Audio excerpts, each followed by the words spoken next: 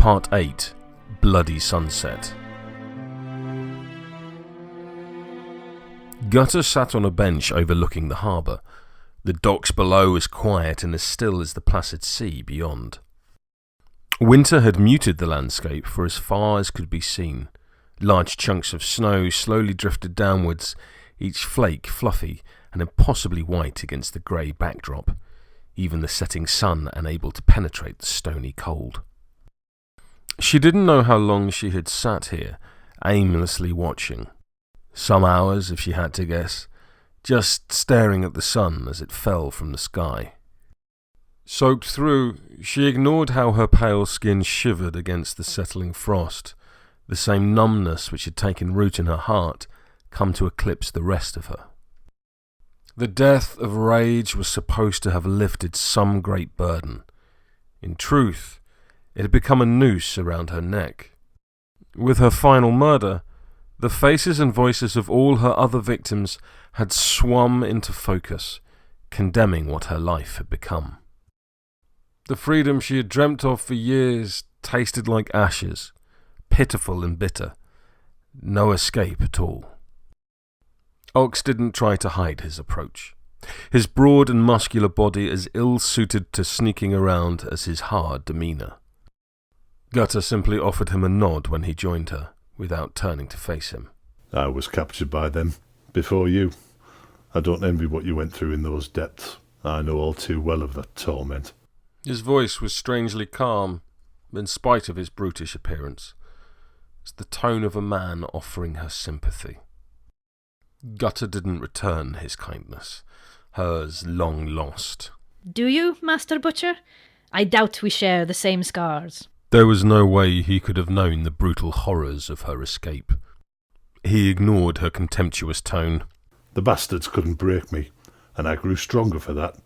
The cage taught me to find myself again, who I really was. The forgotten man from years past, stripped away the shell of bullshit surrounding me. Ox paused, the next words difficult for him. But I only made it because I had someone on the outside. My mark was still stamped on the world, no matter how they tried to tear it from me. She turned to study at him, his face glowing umber from the sunset. He met her gaze and continued.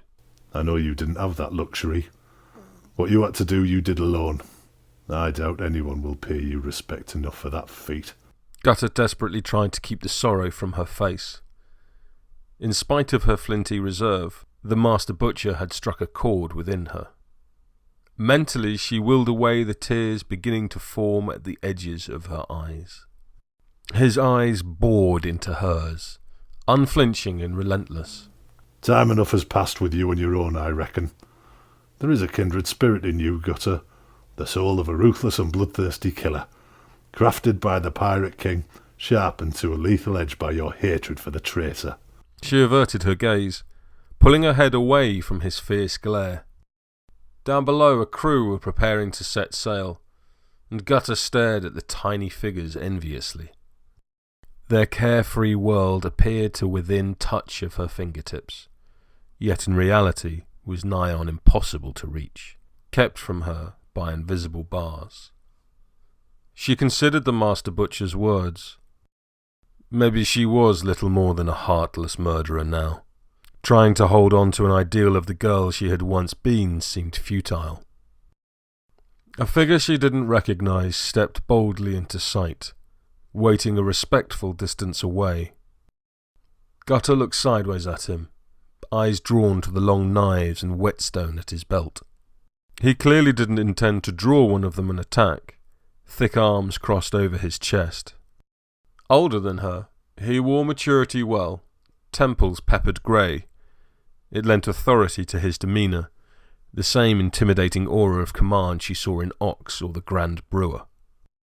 The Master Butcher nodded in greeting before turning his attention back to her. The time for preamble is spent, Gutter. I must depart. And I would take you with me. The only question now remains with you. Are you ready to join us? Come home to your true kin. Gutter paused before answering. Looking at the knives adorning Ox's companion, she could easily imagine the likely consequences of turning the Master Butcher down. But that didn't matter. It simply wasn't an eventuality she cared to entertain. Mentally, she bid a final farewell to her past. On the horizon, the sun finally fell. It left a crimson stain in the skies, coloured in deadly vibrancy, yet utterly bereft of warmth. The vicious woman cast by its ruddy shade nodded in acceptance, a forsaken and broken princess no more. Bloody Sunset was written by Sherwin Matthews and is the sole property of Steamforge Games Limited and is reproduced here with their kind permission. The music was Ophelia's Dream by bensound.com.